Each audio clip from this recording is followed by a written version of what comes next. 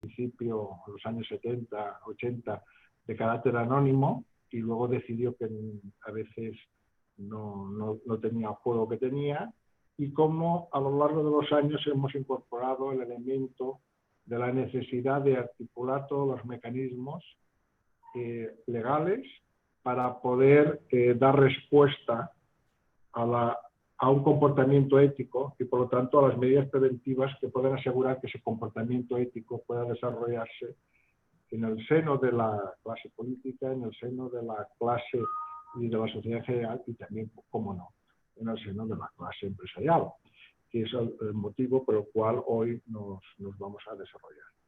Yo quería hacer, y voy a hacerlo muy sintético, porque el tema aparece, yo creo, con una cierta importancia, aunque luego se amplifica mucho más allá del ámbito penal, cuando la reforma penal del 2010, en la Ley 5/2010, se incorpora la responsabilidad penal de las personas jurídicas, una cosa que venía o que viene básicamente del derecho germánico, y en el cual en determinados tipos delictivos, en cuanto al posible beneficiario puede ser esa persona jurídica, a través de sus empleados o a través de sus gestores, o puedan cometer un delito penal como consecuencia de no ejercer el debido control personal y de la actividad.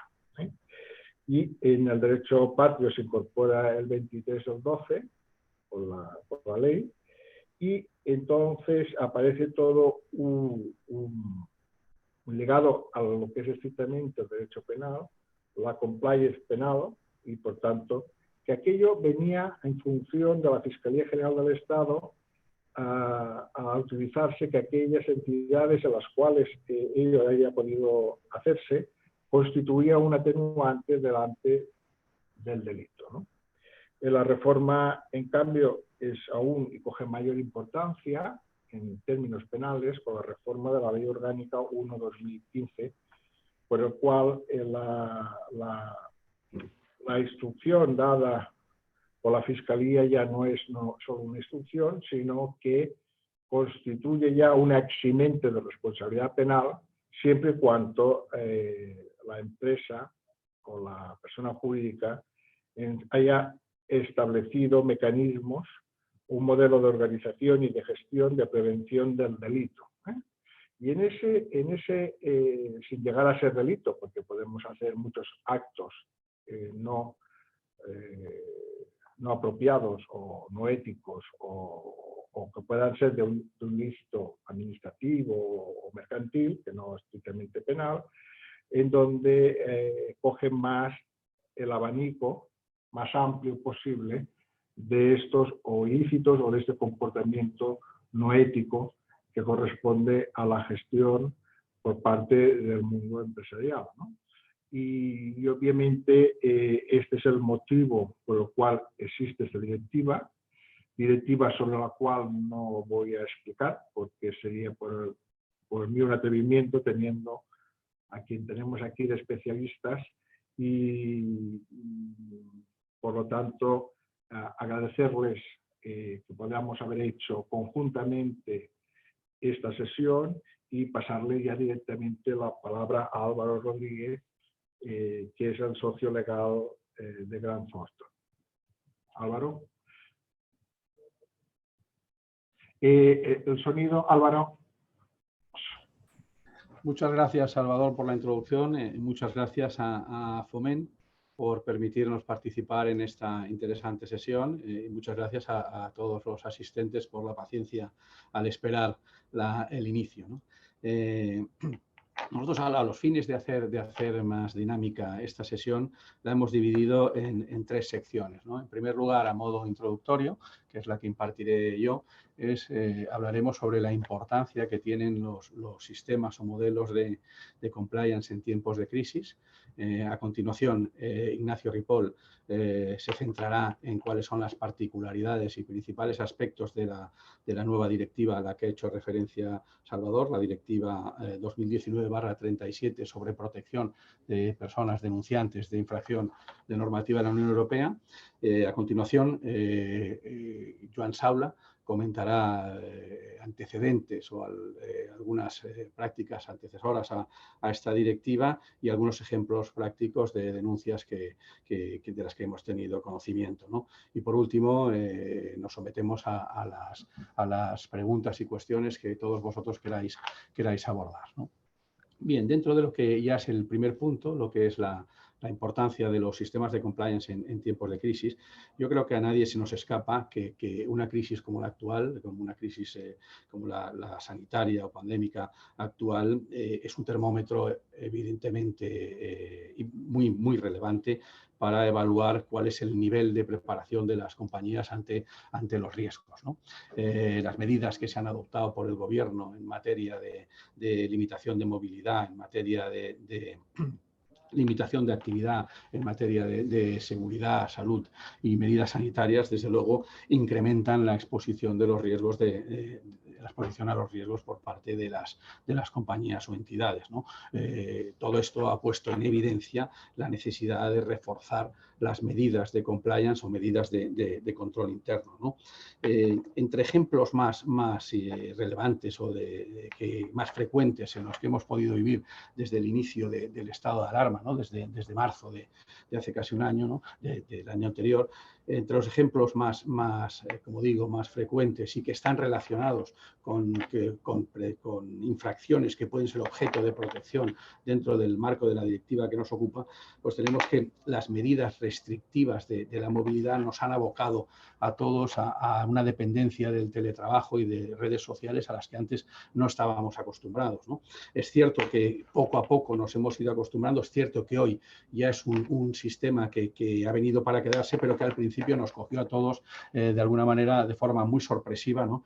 Y que esto hizo que los sistemas que utilizamos en algunos momentos tenían ciertas debilidades, hizo que los sistemas de almacenamiento iniciales también tuvieran ciertas debilidades, que hubiera vulnerabilidad en relación con sistemas de información o sistemas de utilización de las redes y que esto podía provocar infracciones sobre derechos de propiedad industrial, infracciones sobre sistemas de información, pérdida de información confidencial, infracciones sobre sistemas o utilización de redes. Todo ello lo que podía provocar era pues posibles daños a la compañía, posibles daños de la compañía y que, como veremos, por lo que luego nos explicará Ignacio, también pueden ser sujeto de denuncia amparada por la directiva que nos ocupa. Después, las medidas también relacionadas con la prevención de riesgos laborales, ¿no? Todos sabemos la incidencia que ha tenido en el ámbito sanitario esta pandemia y la que desgraciadamente está teniendo y seguirá teniendo, ¿no? Entonces, todo esto lo que ha hecho ha sido que se incrementen las medidas de seguridad, que se incremente la obligación de las compañías de proteger a sus empleados y directivos y, por lo tanto, ese incumplimiento de determinadas obligaciones puede acarrear no solo infracciones administrativas, sino infracciones también de índole penal relevantes, ¿no? Y que también, como veremos luego, son objeto de protección a través de la protección de la salud pública de la directiva que nos ocupa, ¿no? Hemos visto compañías que o no se adaptaron en su momento o no vieron el riesgo o no lo evaluaron debidamente y desplazaron a empleados, desplazaron a colectivos a situaciones de riesgo, a lugares de riesgo, y todo esto puede haber provocado una serie de daños por cierta negligencia o cuanto menos por cierta culpabilidad, ¿no? Todo esto, como decimos, puede ser objeto de infracciones, ¿no? que se regulan o que están protegidas dentro del ámbito de la directiva, ¿no? El instinto de supervivencia que creó en el inicio esta pandemia, ¿no? Las compañías abocadas a vender y a cobrar exclusivamente, puesto por la situación en las que se vieron involucradas. Esto obligó en algunos casos al cambio de proveedores, al cambio de canales de suministro. Esto obligó al cambio de mercados y, en consecuencia, esto produjo también deficiencias en los sistemas de control de identidades, de actividades de los nuevos proveedores. Esto también nos llevó llevó a incidencias en la trazabilidad, en la calidad de las mercancías, en la calidad de los productos y servicios, que pudo dar lugar a productos defectuosos, que pudo dar lugar a daños a terceros, que pudo dar lugar a infracciones en materia de blanqueo capitales y de la normativa sobre blanqueo de capitales y financiación del terrorismo, que también es objeto todo ello, productos defectuosos, daños a terceros, blanqueo de capitales de la directiva que nos ocupa, ¿no? No nos podemos olvidar, recordemos al inicio de la pandemia, en la búsqueda de esos respiradores que el Estado pues, compró, si recordaréis todos, una gran cantidad de respiradores que luego no sirvieron porque eran defectuosos, ¿no? Pues esto, qué duda cabe que si llegan a haberse utilizado habría provocado una serie de daños, qué duda cabe que no se revisó verdaderamente la trazabilidad ni se revisó la calidad, porque el Estado se vio abocado a acudir a mercados alternativos ante el incremento del precio de algunos o ante las roturas de stock de otros, ¿no? En definitiva, la constante normativa, recordad de la cantidad de decretos, normativa, etcétera, la constante normativa, la contradicción entre una y otra, la dificultad incluso que teníamos los juristas para interpretarla y aconsejar correctamente, todo esto ha provocado una incertidumbre en los destinatarios de esta normativa que puede acabar provocando también el incumplimiento de la misma, especialmente en materia laboral, en materia administrativa, en materia incluso fiscal, que también es objeto de protección de esta normativa, ¿no? Entonces, todo esto, ¿a qué nos ha llevado, ¿no? Todo esto nos ha llevado, en mi opinión, a un cambio radical en las reglas del juego, ¿no? Es decir, no nos debemos relajar ante esta situación, sino todo lo contrario. Hemos de reforzar los sistemas de compliance, hemos de reforzar la cultura del cumplimiento de las compañías, que es el origen de los sistemas de compliance en cada una de ellas, y hemos de intentar o de buscar la confianza necesaria que la actual crisis sanitaria nos ha llevado o ha puesto en evidencia con ciertas limitaciones, ¿no? Hemos de conseguir esa confianza en clientes, en proveedores, en accionistas, en definitiva, en stakeholders, ¿no? Y el compliance, en los sistemas de compliance, es una de las herramientas o de los activos básicos que tiene cada una de las compañías para conseguir esa confianza tan necesaria en la actual situación de crisis sanitaria, ¿no? Hoy todos los trabajadores quieren tener confianza de que las normas que dictan sus directivos son las correctas, los directivos quieren tener la confianza de que esas normas se van a aplicar y el mercado, los clientes, accionistas y stakeholders quieren tener la confianza de que eso es lo correcto para la sostenibilidad y el desarrollo de las compañías, ¿no? ¿Eso a qué nos lleva, ¿no? Eso nos lleva a las nuevas perspectivas en materia de compliance en tiempos de crisis, ¿no? Nuevas perspectivas en las que hemos de erradicar, en los casos en los que aún existía, tenéis en nuestra web el estudio que hicimos hace un par de años sobre el nivel de cumplimiento de compliance por las compañías, que en compañías medias y bajas era muy bajo, era un nivel de prácticamente el 60% de las compañías no disponían de medidas correctoras que fueran adecuadas. Entonces, hemos de erradicar la creencia del cumplimiento mínimo, hemos de erradicar la creencia de que es excesivamente costoso, hemos de erradicar la creencia de, oye, con 4 o 5 manuales farragosos, eso ya no sirve, porque esto, en definitiva, incrementa el riesgo de infracciones e incrementa, en definitiva, el coste que inicialmente hemos querido ahorrarnos, ¿no? Entonces, ese refuerzo en materia de compliance tiene que venir enfocado al espíritu y a los valores de la propia compañía, enfocado a clientes y al resto de stakeholders de los que hemos hablado, y en definitiva debe estar basado en las tecnologías, en las nuevas tecnologías, basado en la nueva gestión de datos, lo que nos va a permitir tener una mayor agilidad y un menor coste, ¿no? Entonces, todo ello permitirá anticiparse a la nueva normativa que, como decíamos, ha sido uno de los lastres que nos ha generado mayor incertidumbre, permitirá anticiparse a la nueva normativa y, en definitiva, nos permitirá tener un sistema de compliance que prevenga, detecte y sancione en tiempo real las posibles irregularidades. Y ya dentro de lo que es este objetivo máximo de todos los sistemas de compliance, ¿no? Detección, prevención y corrección en tiempo real de las irregularidades, la Directiva 2019-37 que nos ocupa es una de las herramientas que nos va a permitir lograr ese objetivo, ¿no? Sin querer ya entrar en lo que es el desarrollo y las particularidades propias de la directiva que le corresponde a mi compañero Ignacio Ripoll, sí que os adelantaré que es una directiva que protege el cumplimiento de la normativa europea, que ya hemos visto que por la actual crisis puede estar de alguna manera siendo infringida por las circunstancias que a todos nos han arrasado, y protege a las personas que denuncian esos incumplimientos, ¿no? Como antecedentes, dentro de la Unión Europea, como antecedentes más recientes, tenemos en el 2010 iniciativas de la Comisión para crear canales de denuncia en entidades financieras o en entidades de inversión, ¿no? Que esto conllevó a que en el 2013 se dictara la directiva 2013/36 relacionada con el canal de denuncias en entidades financieras y en entidades de supervisión. ¿Eso qué provocó?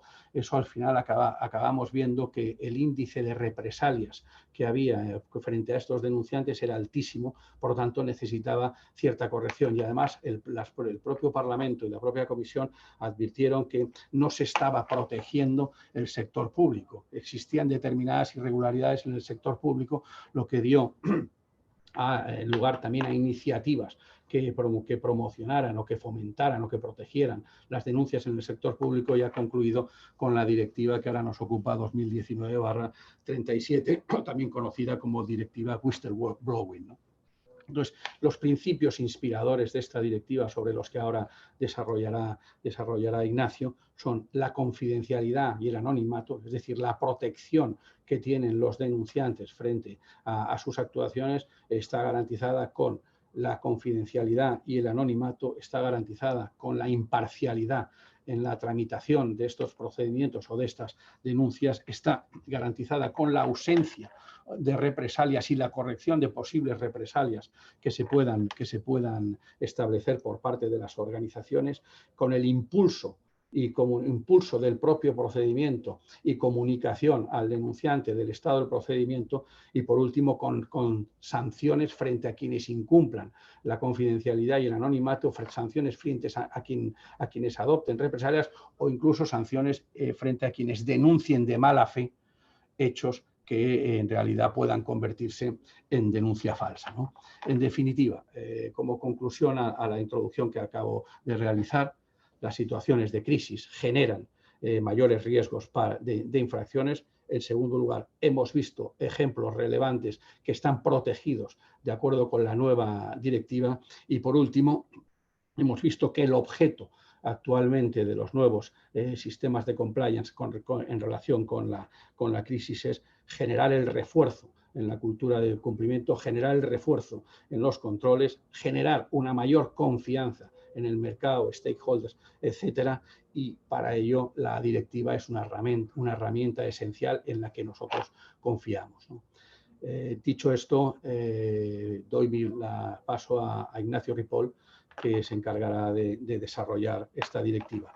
Iré simultaneando la presentación tanto de Ignacio como de Joan con la presentación que hemos preparado. Gracias. Muchas gracias, Álvaro, Salvador, y a Foment del Treball. Gracias por la oportunidad de hablar de un tema pues tan importante, tan interesante y de tanta actualidad, ¿no? También a todos los asistentes por vuestra paciencia y vuestro interés en este tema. Como ya se ha dicho, ¿no? Yo creo que es un tema de muchísima actualidad, no solo por la novedad de la norma y su próxima transposición al ordenamiento español, esta directiva sobre protección de denunciantes, sino porque es el reflejo de un cambio de paradigma en muchas cosas, ¿no? En la gestión de riesgos en la empresa, en materia de compliance, supone por fin una concreción pues muy evidente, ¿no? De las obligaciones éticas y de transparencia de una empresa, que conocemos todos por el compliance, pero que siempre venía pues la pregunta de si el compliance constituía o no una obligación de derecho, una obligación jurídica, y ahora pues sí la tenemos, ¿no? Concretada en la obligación próxima de crear un canal de denuncias que articule pues todas estas aspiraciones éticas o en materia de cumplimiento. Y luego también es verdad que esta directiva supone una concreción también de este cambio de visión de un derecho más reactivo a un derecho preventivo, ¿no? En el que lo importante es que se puedan prevenir actos delictivos, en este caso, o cualquier tipo de infracción normativa, y que esta obligación de vigilancia se traslada a la empresa, ¿no? Este es un tema muy interesante que yo creo que todavía nos falta un poco para que las compañías en nuestro país lo interioricen, ¿no? Que ahora hay una derivación absoluta del legislador, pues en la medida que no puede tener alcance para controlar pues toda la complejidad que tiene el cumplimiento de las normas jurídicas y todas las ingenierías para delinquir y demás, pues se trasladan estas obligaciones de vigilancia a la empresa. Y hoy día, con la próxima introducción en nuestro ordenamiento de esta directiva de protección de denunciantes, pues se hace mucho más evidente. Es una norma, como bien decía Salvador al inicio, pues que quizá es un poco ajena a nuestro ordenamiento, ¿no? A nuestra manera de entender el derecho. Proviene más de un derecho anglosajón, donde pues hay un recorrido mucho mayor en este tipo de cuestiones en materia de compliance y de denuncias, pero que aún así nosotros hacemos nuestro y cada vez lo vamos a hacer más en un derecho pues globalizado y en una forma de comprender la prevención y la alerta temprana de este tipo de actuaciones. Además, es una norma que va a tener muchas implicaciones en muchas áreas, porque, como digo, es una norma muy distinta a lo que nosotros estamos acostumbrados y que toca muchas materias. Es el derecho laboral, derecho administrativo, en materia de protección de datos, evidentemente cuestiones de derecho penal, derechos fundamentales como la libertad de expresión e información, el derecho a la tutela judicial efectiva, el derecho de defensa y, desde luego, toda la normativa en materia de compliance. Bueno, para entrar rápidamente en el contenido de la norma, que vamos a hacer un repaso súper general, porque los 15 minutos que tengo, pues se trata de una norma compleja y sería difícil entrar en el detalle, pero lo primero que me gustaría que quedara claro es que esta directiva, como su propio nombre indica, es una directiva de protección de denunciantes, no es una directiva de canales de denuncia, ¿no? A veces, porque la novedad más palpable de la norma pues es la obligatoriedad de establecer este tipo de canales, pensamos que regula esto, ¿no? Pero lo que está regulando es la protección de aquellas personas que dan un paso al frente y denuncian irregularidades en el seno de la organización. A mí me gusta cómo plantea la norma el origen, o sea, cuál es el razonamiento del legislador europeo, ¿no?, para hacer esta norma. Para mí es muy ilustrativo, ¿no? Lo que dice los considerandos de la directiva es que la infracción de normas jurídicas y de leyes evidentemente causa un gravísimo perjuicio al interés público. Esto está estudiadísimo, ¿no? De hecho, recientemente el Fondo Monetario Internacional y muchas otras organizaciones cuantifican el impacto, por ejemplo, de la corrupción en el comercio internacional o en la riqueza mundial, ¿no? Se estima que el coste de la corrupción en el mundo, según el Fondo Monetario Internacional, es de 2 billones de dólares por año. Solamente hablamos de corrupción, ¿no? No de otras prácticas. Pues bajo esta premisa continúa diciendo la directiva que las denuncias y revelaciones públicas de los denunciantes permiten, evidentemente, pues una detección temprana, una investigación, un enjuiciamiento de estas infracciones y que, en definitiva, pues son un instrumento muy eficaz contra las infracciones de normas jurídicas.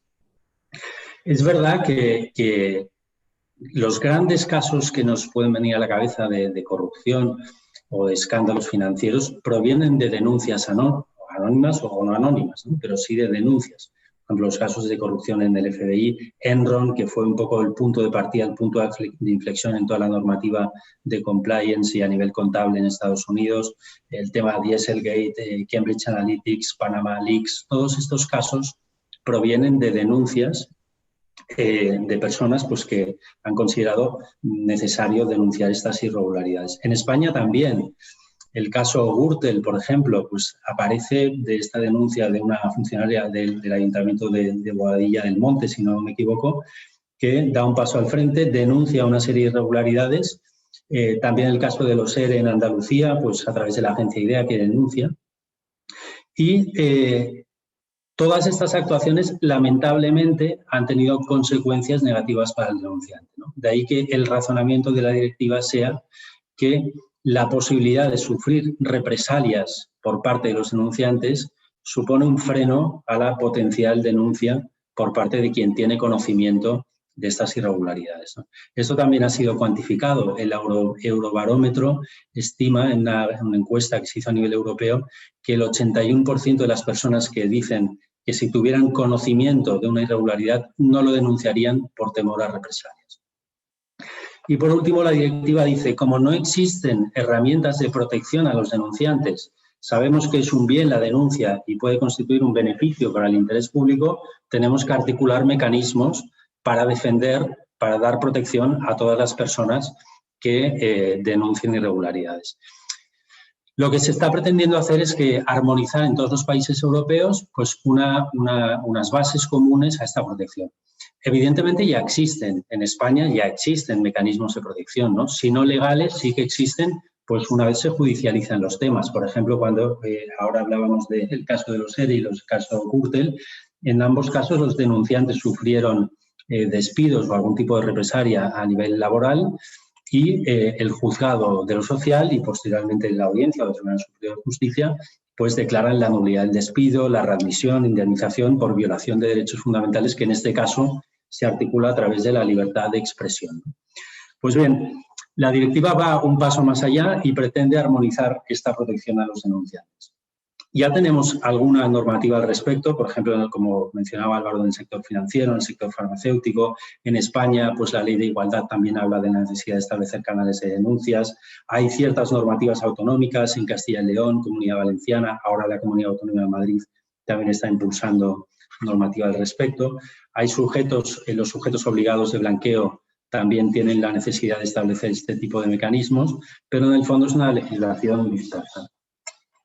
Bueno, para entrar un poquito más en detalle de qué es lo que protege la directiva, desde el punto de vista material lo que protege es la información sobre infracciones del derecho de la Unión, como bien explicaba Álvaro, ¿no? El derecho de la Unión es prácticamente todo, el derecho privado, ¿no? Tanto servicios financieros, contratación pública, prevención del blanqueo de capitales, seguridad de productos, seguridad de transporte, medio ambiente, protección de datos, protección de consumidores, salud pública.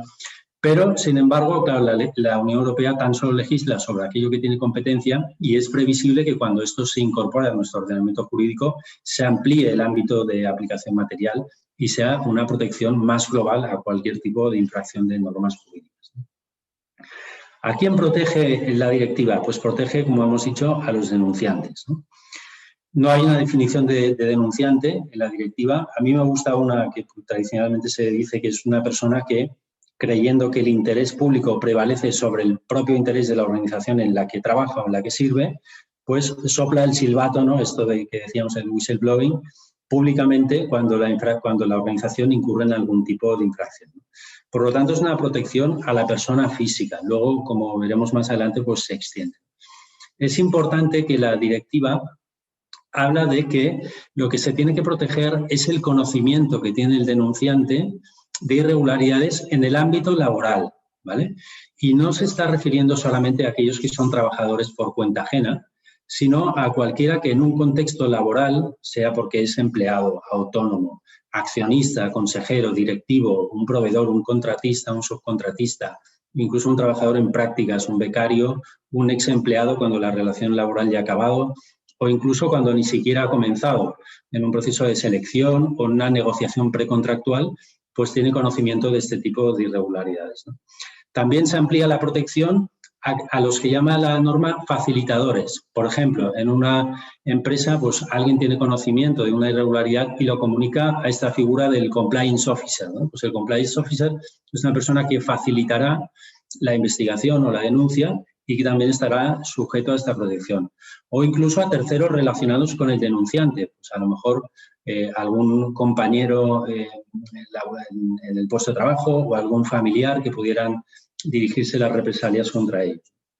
O incluso a las personas jurídicas, pues si la denuncia se articula a través de un sindicato o el denunciante se apoya al sindicato o de una ONG, pues también la protección se extiende a ellos. Continúa la directiva hablando de en qué condiciones se ejerce esta protección. Se exige que el denunciante tenga motivos razonables para pensar que la información sobre la infracción es veraz en el momento de denunciar, ¿vale? Lo que se intenta aquí el legislador es que esto no sea un cajón desastre en el que cualquiera se dirige pues con intenciones contrarias a los que establece la propia norma, ¿no? O sea, malintencionadas, abusivas, para denunciar falsamente o con intención de dañar, ¿no? Pues tiene que haber como una primera presunción o una existencia de motivos razonables que permitan al denunciante pensar que eso efectivamente pues, puede constituir una infracción de alguna norma. Y luego se protegerá también siempre que se haga esta denuncia a través de los propios canales que establece la norma. Y aquí es donde entramos pues, en la gran novedad de la directiva, que es la obligación de establecer en organizaciones privadas y públicas canales de denuncia, ¿no? Habla de que la protección solo será posible si se articula la denuncia dentro de este tipo de canales. La ley habla de dos tipos de canales. Uno, los internos, que son los que existen dentro de la organización, o sea, la propia compañía articula sus propios mecanismos de comunicación o de canal de denuncias, y que pasarán a ser obligatorios para cualquier entidad que tenga más de 50 trabajadores, según dice la directiva. También dice la directiva que el legislador interno, cada país podrá establecer esta franja por debajo, nunca por encima de los 50. En España se han barajado algunos borradores de anteproyecto de norma o borradores de norma de protección de denunciantes interna y se está hablando de compañías de 25 trabajadores. O sea, el umbral puede ser que sea menor en España que lo que establece la directiva, ¿no? Pero lo que dice es que estos mecanismos tienen que permitir que se presente una denuncia, bien sea a través de un contacto personal, de correo, de un buzón físico, de forma telefónica o a través de una plataforma online. Desde luego tiene que tratarse de una comunicación de manera segura, a nivel de seguridad de la información, que impida el acceso a cualquier persona no autorizada, que asegure, como bien se decía antes, la confidencialidad, tanto de la identidad del alertador como de terceros, la confidencialidad también de la información que constituye objeto de la denuncia y que, desde luego, pues cumpla todos los requisitos del Reglamento General de Protección de Datos y de la normativa interna también. También se permite, y esto es una gran novedad también de la directiva, porque había cierta polémica si podría ser posible o no, la posibilidad de permitir denuncias anónimas. Como sabéis, la diferencia entre la confidencialidad y el anonimato pues, es evidente, ¿no? En la confidencialidad hay un conocimiento por ciertos individuos, si bien estos tienen la obligación específica de no revelar aquello que conocen, ¿no? Sin embargo, en el anonimato la identidad no se conoce en absoluto por nadie.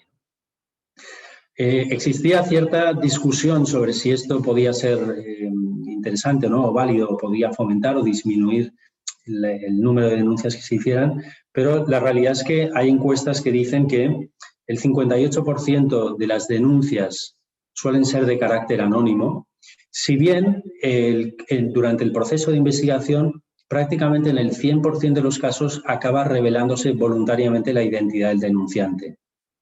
Y luego también que estos canales de denuncia anónimos no suponen un incremento de denuncias falsas o malintencionadas. O sea que este temor que podía existir en que un canal de denuncias anónimo fuera una especie de instrumento para denunciar falsamente o para causar perjuicios a terceros, pues también está visto que no es así.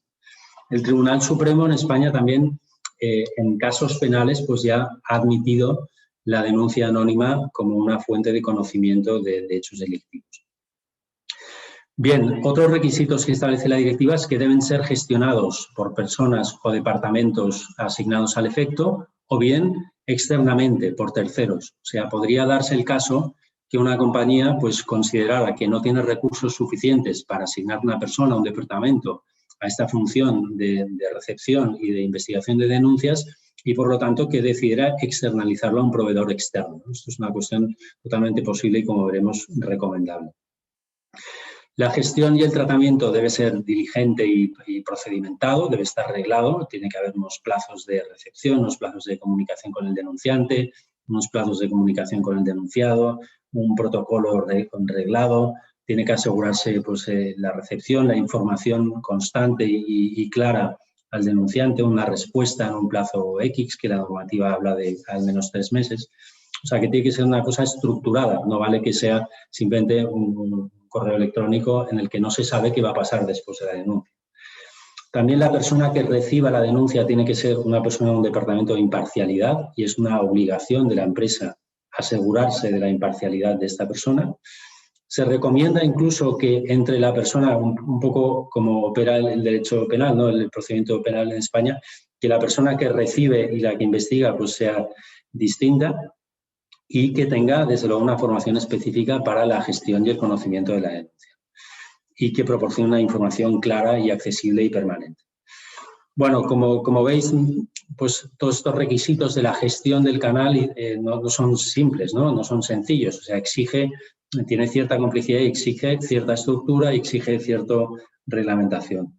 Esto tampoco es una novedad. Como os ha dicho antes, Salvador, pues esto tiene origen en el compliance, pues el artículo 31 bis, la propia circular 1/2016 de la Fiscalía ya habla de los canales de denuncias. Los estándares comúnmente aceptados internacionales en materia de compliance, como pueden ser las ISOs en materia de compliance, la UNE en 19.601, la nueva ISO 37.301, todas ya hablan de canales de denuncias y de cómo deben estar estructurados. Pero bueno, hasta hoy, con esta falta de definición que teníamos de los canales, la práctica habitual, y estoy seguro que muchos de vosotros lo habréis visto también, es que la empresa lo que hacía era habilitar una especie de cuenta de correo electrónico que estaba gestionada por el compliance officer si la compañía tenía la suerte de contar con una función de compliance, o por un órgano de supervisión o recursos humanos o incluso el propio administrador, pero que se hacía difícil o no había detrás un proceso, no había una seguridad de la información, no se aseguraba la independencia de quien recibía la denuncia, no había un proceso automatizado de recepción y de respuesta, no había un procedimiento de instrucción, no se garantizaba tampoco el anonimato. Y todas estas cuestiones, pues con la introducción de la directiva y de su futura transposición a nuestro ordenamiento, pues van a tener que cambiar. Bueno, hasta aquí los canales de denuncias internos. Luego habla la norma de los canales de denuncias externos, que no me voy a detener, pero son todos aquellos que tienen obligación de establecer las autoridades públicas competentes, ¿no? O las organizaciones. Habla de la directiva del sector público de municipios de más de 10.000 habitantes. No habla de ayuntamientos de más de 10.000 habitantes, habla de toda organización del sector público que esté en algún municipio con más de 10.000 habitantes. También dice la ley con respecto a estos tipos de canales que hay como un principio de preferencia del canal de denuncia interno. O sea, toda aquella persona que tenga conocimiento de alguna irregularidad tiene que, preferentemente, para ser sujeto de esta protección que da la directiva, articularlo a través de un canal de denuncia interno. Si eso no es posible porque la compañía no dispone de él o porque no es el trabajador o el denunciante considera que no hay una protección suficiente para él para evitarle represalias, pues podrá acudir a un canal externo y si tampoco tiene esa seguridad de que va a ser protegido en un canal externo, pues incluso puede hacer una revelación pública, ¿no? Pues en sus redes sociales, acudir a algún medio de comunicación y en estos casos también será sujeto de protección. Bueno, ¿de qué represalias pretende proteger la norma? Pues en el artículo 19 hace como una descripción, que pueden ser muchas otras, pero por ejemplo, suspensión de empleo, despidos, degradación o denegación de ascensos, cambios de puestos de trabajo, denegación de formación, discriminación, tratos desfavorables, daños reputacionales, no renovación de contratos, anulación de licencias, resolución de contratos. O sea, pueden ser muchísimos supuestos, ¿no? de discriminación o de represalias. Y aparte de lo que hemos visto de los mecanismos de denuncia, lo que dice la ley también es que se establecerán otro tipo de medidas para reforzar la protección legal de los denunciantes. Enumero algunas porque son bastantes, pero una sería la obligación de los estados de proporcionar información y asesoramiento completo y público y gratuito sobre procedimientos de denuncias a los que tienen la intención de denunciar, ¿no? Asistencia jurídica gratuita incluso en procedimientos penales, aquellos que inicien un procedimiento penal o que su denuncia derive en un procedimiento penal, o en procedimientos civiles transfronterizos, que no se les pueda sancionar o aplicar cláusulas de responsabilidad por infracción de deberes de confidencialidad, los famosos NDA, o de secretos empresariales, de infracción de derechos de propiedad industrial o intelectual, siempre y cuando la denuncia, pues como decimos, se haya articulado a través de los canales adecuados y se tenga una presunción de que esa denuncia está basada en hechos ciertos, ¿no?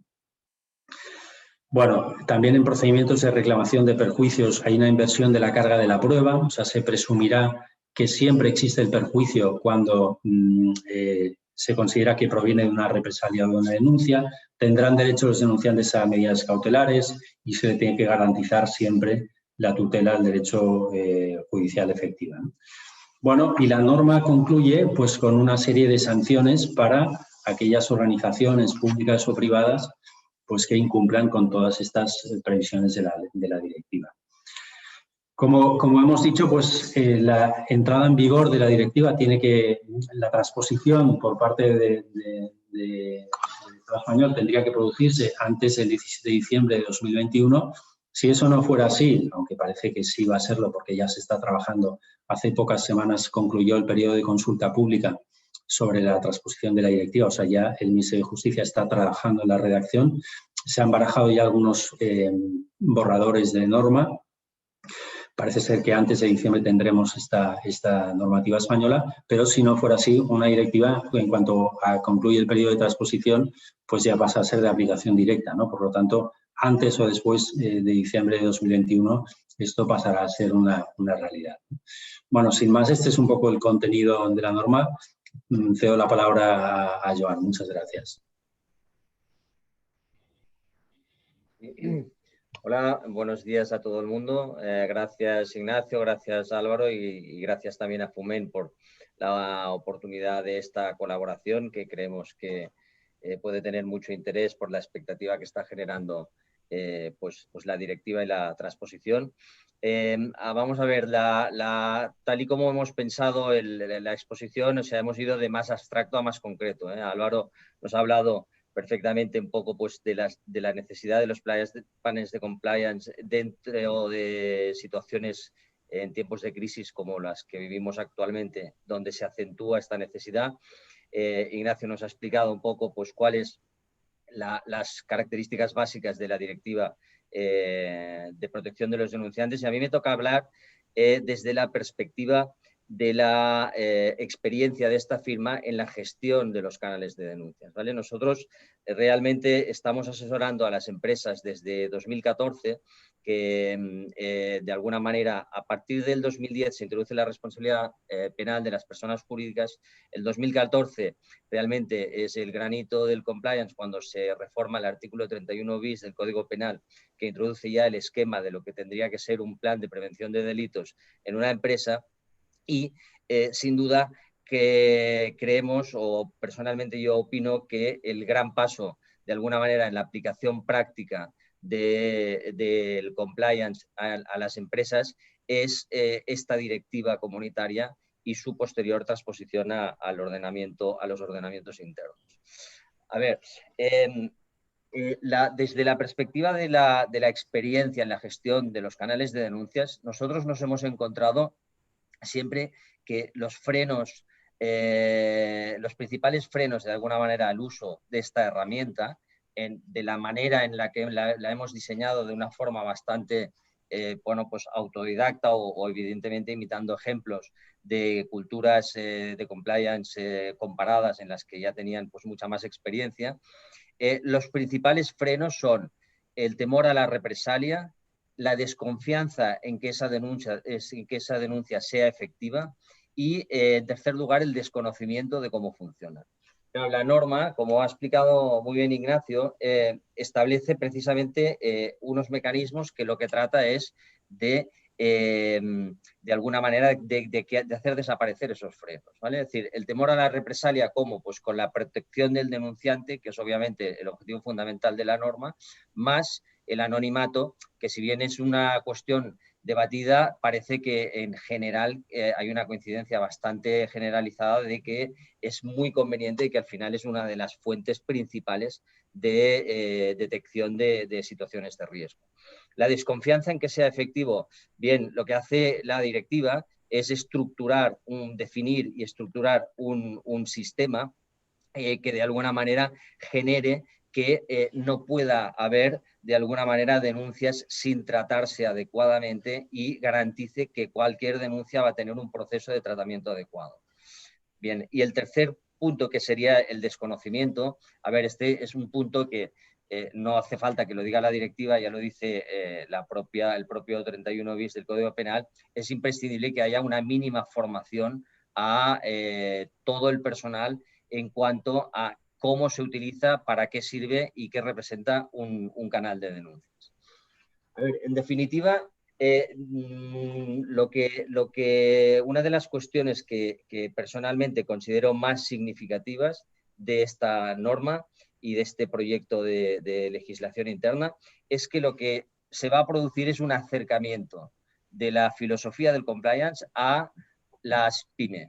Es decir, la gran empresa por sus características, hablamos un poco de gran empresa a partir de 250 trabajadores, ya tiene la capacidad de generar una estructura propia de compliance para una vigilancia, un seguimiento de situaciones irregulares, pero realmente la pyme en las pymes, pero fijaros que la directiva habla expresamente de empresas de entre 50 y 250 trabajadores, muchas veces se produce que no tiene la suficiente estructura como para crear un área específica, la tienes que compartir con otras áreas de gestión y al final muchas veces lo que pasa es que se identifica el riesgo penal como una cosa muy alejada, es decir, la mayoría de las veces la gente lo ve como una cosa muy remota que no le puede afectar porque es una empresa que está muy controlada y al final, pues como no se ve como un riesgo cercano, pues muchas veces se menosprecia. Sin embargo, lo que entendemos que se pretende con la directiva del canal de denuncias y creemos que además es muy práctico por lo que explicaré, es que al final se establezca un sistema que vaya mucho más allá de la prevención del delito. Es un sistema de la prevención de cualquier conducta irregular, de vigilancia de la transgresión de las normas internas, ya sea del código ético, ya sea de los reglamentos internos, ya sea de alguna manera la vulneración de la confianza que la empresa tiene depositada en el trabajador o cualquier situación que genere riesgo. Por no hablar, como veremos después, que evidentemente también es una herramienta que permite ampliar de alguna manera el abanico y dar cumplimiento a todo lo que son vigilancia de conductas como el acoso, el mobbing o cualquier situación de discriminación por cuestión de género, etc.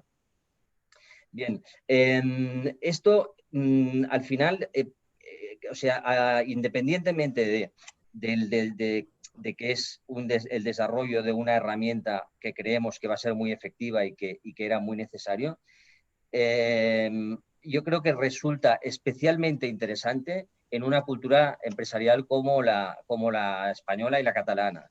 ¿Por qué? Porque al final nuestro tejido empresarial está principalmente compuesto por pymes, es decir, por pequeña y mediana empresa. Es decir, aquí hay gran empresa, pero como evidentemente todos sabemos, sobre todo lo que hay es pequeña y mediana empresa. Esto es lo que explicaba en cuanto a que la pequeña y la mediana empresa, la cultura del cumplimiento la ve un poco más alejada, de alguna manera, en cuanto a que no ve tan cercano la posibilidad de que haya un riesgo penal, ¿vale? Pero en ese sentido, lo que hay que entender es que el canal de denuncias es un mecanismo que sirve para prevenir el riesgo penal, pero es un mecanismo, sobre todo, que sirve para detectar cualquier irregularidad interna de la empresa, sea o no sea penal.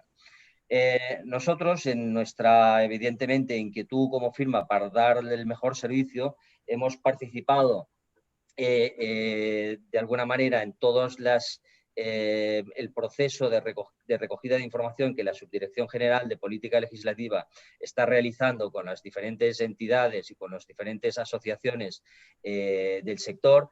Y si bien aún no hay un proyecto de ley, como ha comentado Ignacio, muy definido, muy a punto de aprobarse, sí que realmente lo que sí se ha detectado es que hay una inquietud importante porque el desarrollo de la directiva sea ambicioso y de alguna manera tenga un alcance mucho más amplio que la protección del denunciante, que evidentemente es el objetivo principal, pero que vaya mucho más allá. Como decía Ignacio, probablemente va a rebajar la obligatoriedad a empresas de menos de 50 trabajadores, van a haber sanciones por la no implantación y de alguna manera se va a establecer un alcance bastante más ampliado de lo que sería el marco mínimo que establece la directiva. ¿Vale? Entonces, vamos a ver, más allá como decía, más allá del compliance penal, la aplicación práctica, lo que nosotros hemos detectado o aprendido gracias a nuestra experiencia en el asesoramiento a los clientes en el desarrollo de los canales de denuncias, es que la aplicación práctica al final va muy ligada, digamos, a las áreas, sobre todo a las áreas laboral y de protección de datos. ¿Vale? Entonces, a ver, el canal de denuncias al final es una herramienta que, combinada de alguna manera con políticas tanto de prevención de delitos, evidentemente, con una buena comunicación en cuanto al código ético y en cuanto a las obligaciones empresariales y límites en cuanto a lo que son conductas permitidas o no, pero además con una política en tema de recursos humanos sobre las conductas permitidas y no permitidas dentro de lo que es una empresa en la que hay trabajadores, que hay una pluralidad de trabajadores, es muy efectiva. Es muy efectiva tanto en empresas como en clubes deportivos, como en administraciones públicas, como en cualquier tipo de entidad que pueda agrupar a multitud de gente y al final que hayan relaciones humanas, ¿no? Al final, la prueba, la constatación es que un canal de denuncias funciona como una auténtica garantía de que al final se va a detectar cualquier riesgo que exista dentro de la empresa. En mi opinión es como un cinturón de seguridad. Es un cinturón de seguridad de un vehículo, la empresa es un vehículo y antes, bueno, cuando no era obligatorio, nadie se lo ponía, ahora nadie duda de que el cinturón de seguridad pues salva vidas y es muy efectivo. Pues en nuestra opinión es lo mismo. Yo me gustaría hacer referencia a un par de casos prácticos que hemos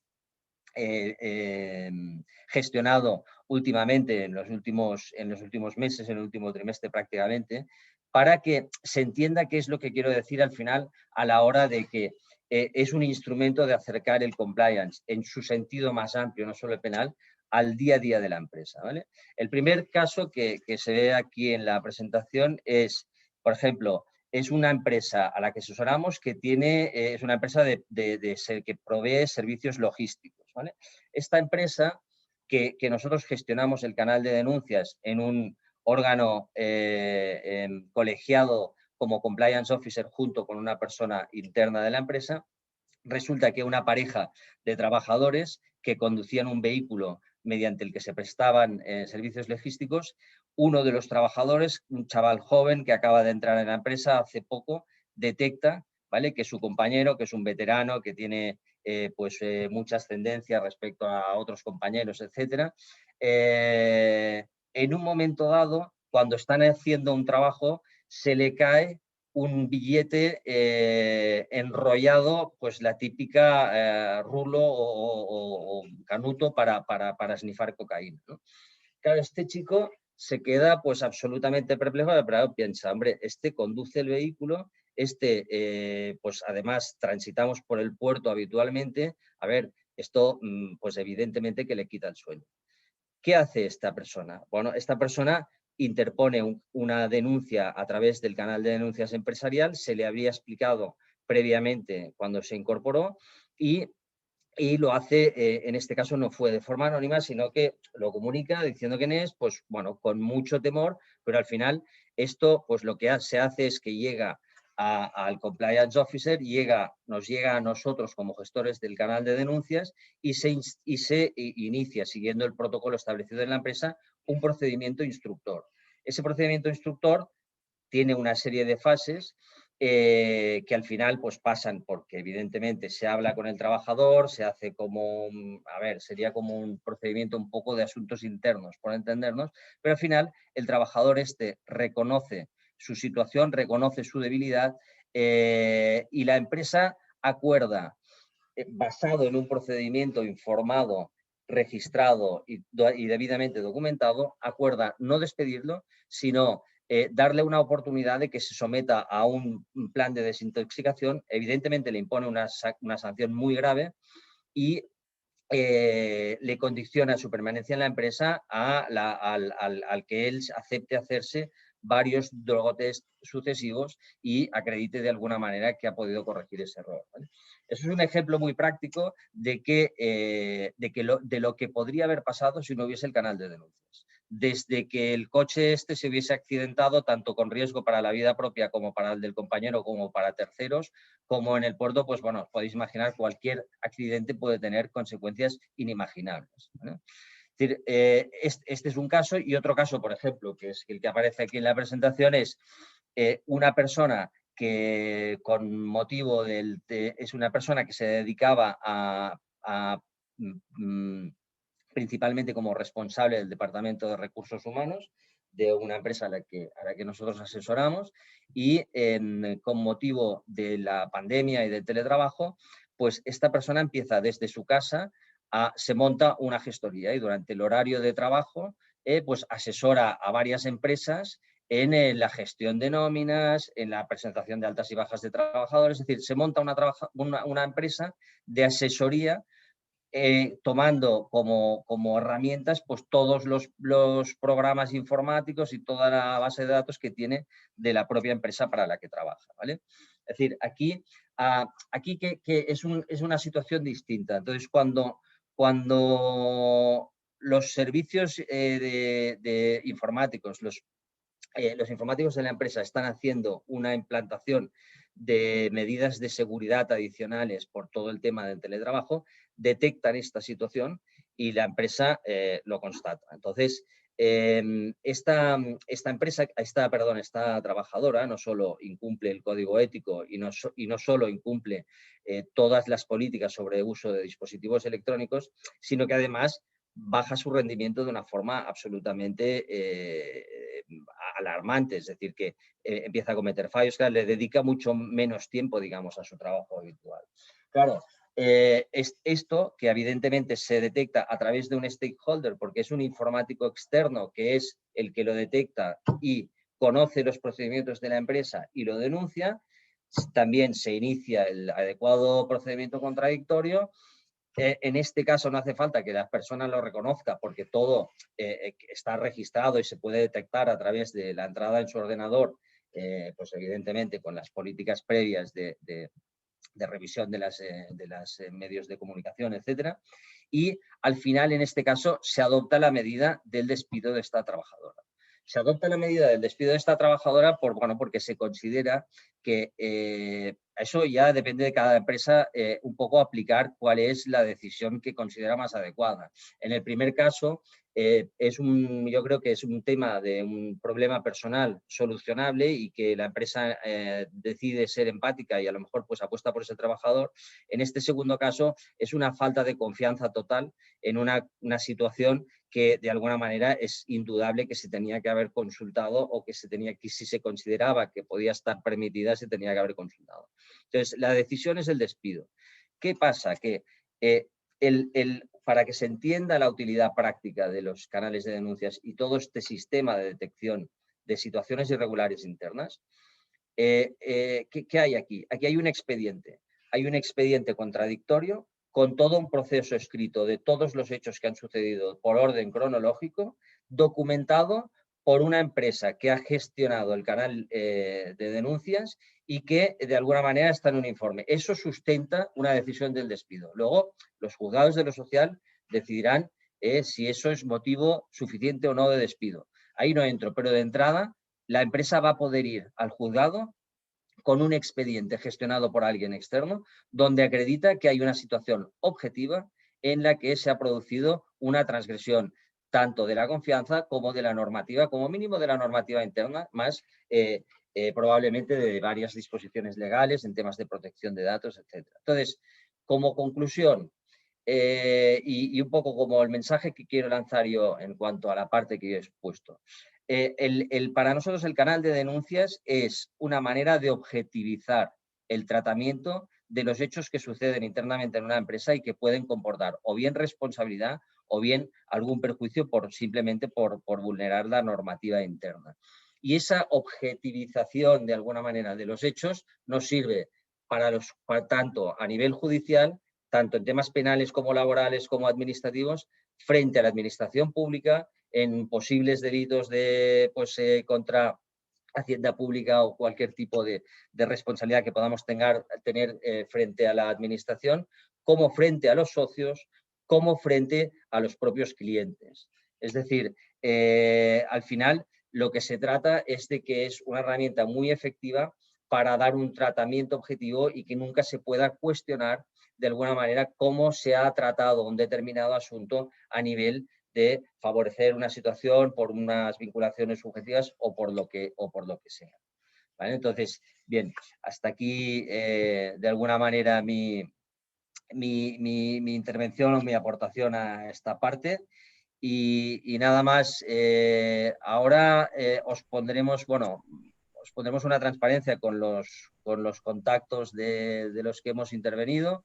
Podéis también consultar en la web de Grant Thornton el tema se puede visionar el webinar que está grabado en vídeo y además allí tendríais una copia de la presentación y nuestros contactos para cualquier duda. Yo he ido respondiendo algunas de las preguntas que ibas formulando por el chat, ¿vale? Pero evidentemente si anotáis los mails y nos los queréis enviar, pues encantados os lo iremos respondiendo. No se te oye, Salvador.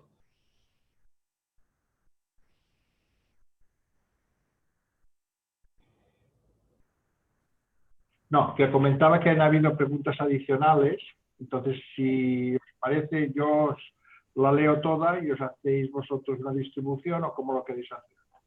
Sí, vale. Me parece bien, sí, sí.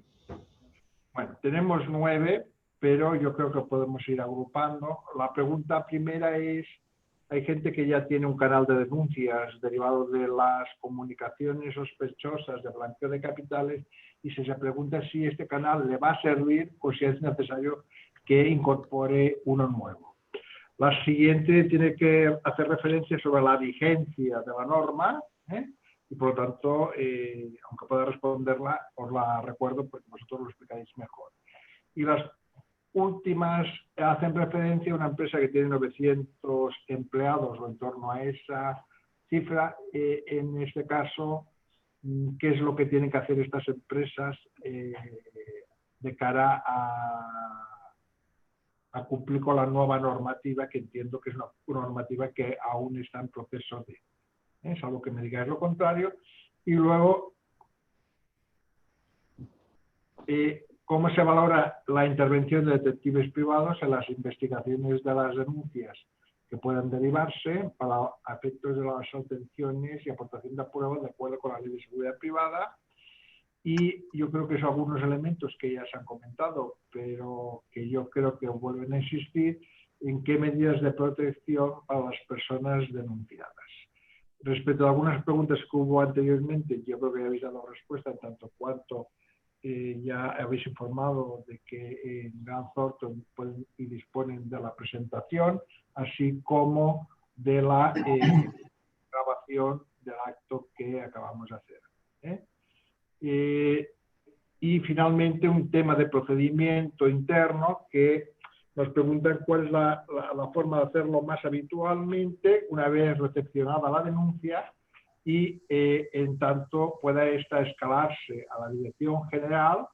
Pregunta, entiendo, si debe escalarse a la dirección general y cuáles suelen ser las formas de proceder o si queda en algún ámbito más interno, como puede ser algún mecanismo que ya esté hecho al uso para gestionar cómo proceda las denuncias que puedan irse recibiendo.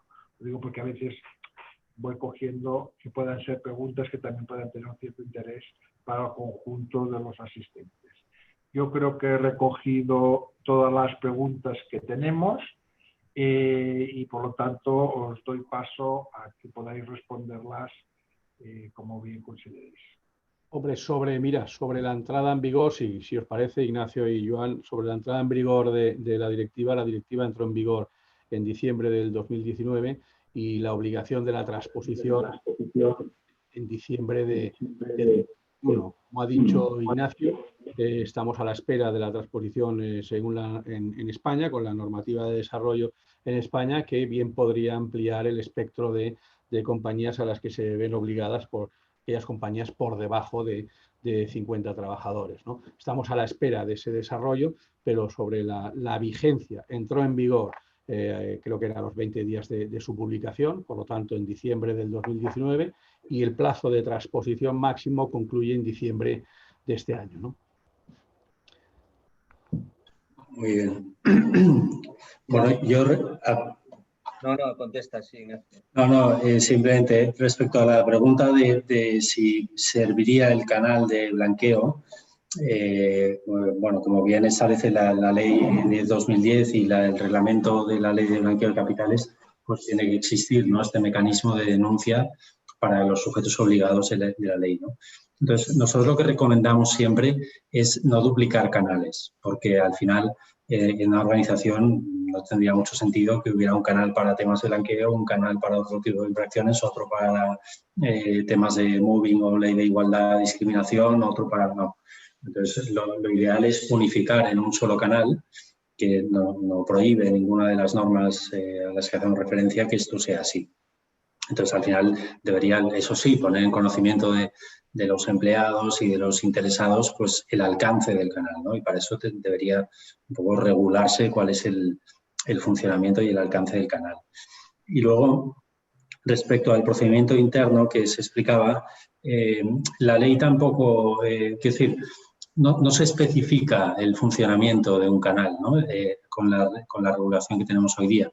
El artículo 31 bis del Código Penal lo que dice, sí, efectivamente, es que tiene que existir tal mecanismo y que el sujeto, el receptor de estas denuncias, tiene que ser al que hace referencia el 31 bis punto primero, o sea, que al órgano con poderes autónomos de iniciativa y control, bueno, esta definición muy amplia de lo que nosotros tradicionalmente conocemos como compliance officer.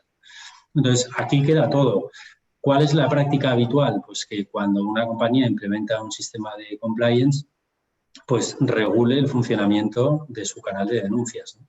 Y regula quién va a ser el órgano de receptor, cómo se va a gestionar la recepción, cómo se va a gestionar la información al denunciante, cómo va a ser la investigación, en qué plazo se habrá una respuesta, cómo va a ser, ¿no?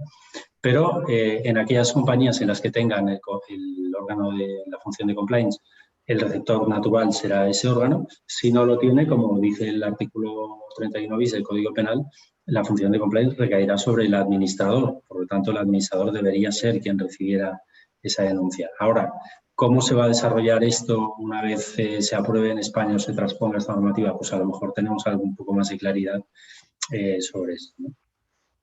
Bueno, nada más. Joan, si queréis. Y no, añadir a lo que comentaba Ignacio, que al final lo que es importante es que se entienda también que se tiene que hacer un poco a medida. O sea, no se pueden estandarizar, digamos, los procesos de compliance, porque muchas veces, lo digo a colación de la pregunta de si, por ejemplo, se tiene que comunicar al director general o cuál es el procedimiento interno. Hombre, depende de la estructura de la empresa y depende de la situación y de quién pueda estar implicado. Entonces, es importante, o sea, una cosa es la herramienta es un link, por ejemplo, a una web de quien gestione el canal de denuncias o directamente, pues aunque sea el correo del compliance officer que tendrá un canal directo, privado y tal, eso depende, pero eso es una herramienta que sí que se instala a nivel de los usuarios de la empresa o de conocimiento de los colaboradores, etcétera. Y lo otro es el procedimiento, que el procedimiento se tiene que adecuar un poco a cada empresa en concreto y se tiene que ajustar a su estructura, digamos, para que sea efectivo y que de alguna manera se puedan detectar situaciones en las que a lo mejor el que está implicado es el director general. Claro, o sea que eso se tendrá que hacer un poco a medida. Luego, otra cosa que quería comentar es que, bueno, el tema de la entrada en vigor, como decía Álvaro, es la transposición es obligatoria es de transposición obligatoria en diciembre del 2021.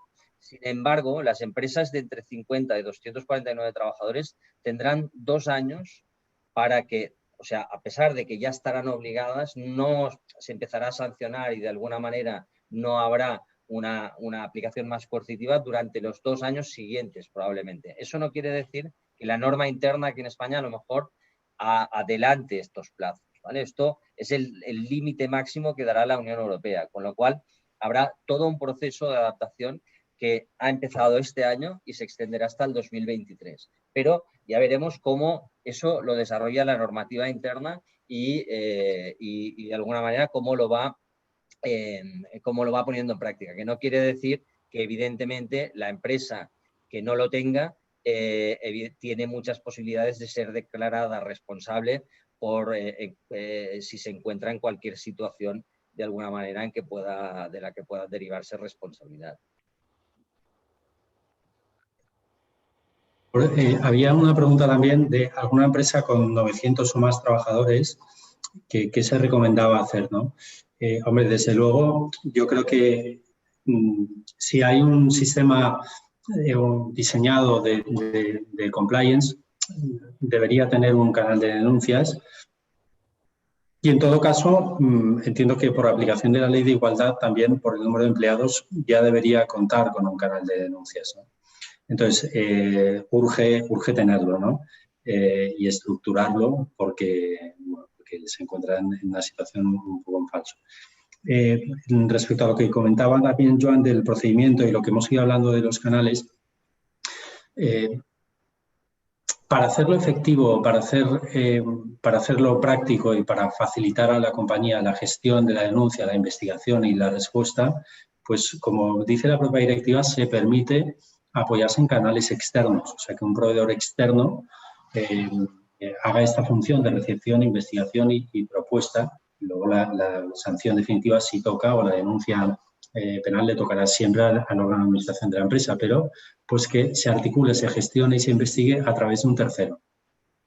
Y como comentaba Joan Álvaro al inicio, nosotros estamos desarrollando en Grant Thornton una herramienta que permitirá, pues esto, la recepción y gestión e investigación de denuncias, de forma que la compañía pueda cumplir con esta obligación de contar con un canal interno, siempre se considera interno, de denuncias, pero que no tenga que diseñar una estructura, destinar recursos, personas o departamentos a esta función que a lo mejor pues no tiene los recursos para hacerlo o no es de su interés.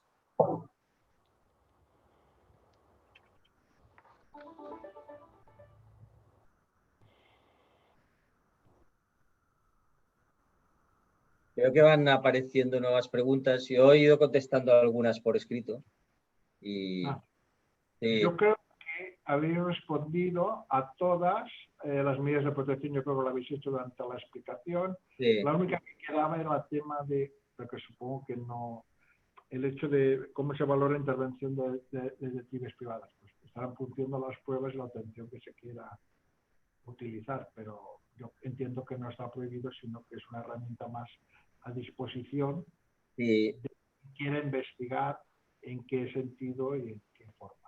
Yo creo que puede ser evidentemente una herramienta muy útil, es decir, que al final los medios que el compliance officer que considere necesarios para investigar la situación serán los adecuados en cada momento y evidentemente un detective privado puede ser muy, muy útil en determinadas situaciones. O sea que por supuesto que sí, que es compatible.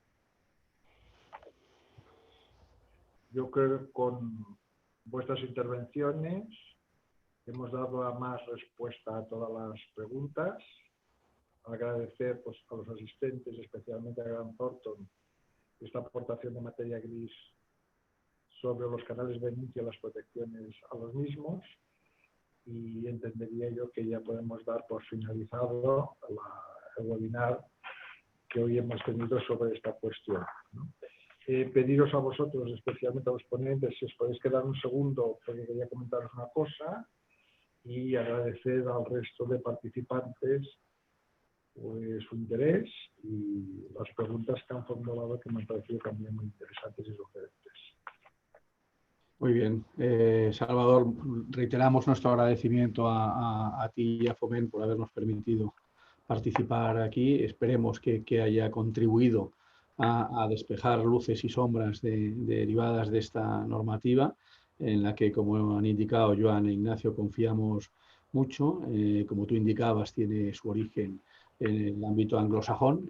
Vamos a ver la aplicación práctica en el ámbito de origen latino, que ya conocemos contar, pero recordemos que en su momento, en la Edad Media, ya quien denunciaba en interés del rey o en interés propio ya tenía una recompensa o participaba en la sanción que se le imponía, y ese es un poco el origen de toda esta normativa en la que confiamos, ¿no? Y repetir que estamos a disposición tanto de Foment como de los asistentes para resolver cualquier cuestión que, derivada de lo que acabamos de comentar, os pueda suscitar. Ya os hemos indicado los emails, y si no, a través de propio Foment podéis contactar con nosotros. Muchas gracias por todo. Gracias, buenos días. Esperamos un momento, es que comentar una cosa, por favor.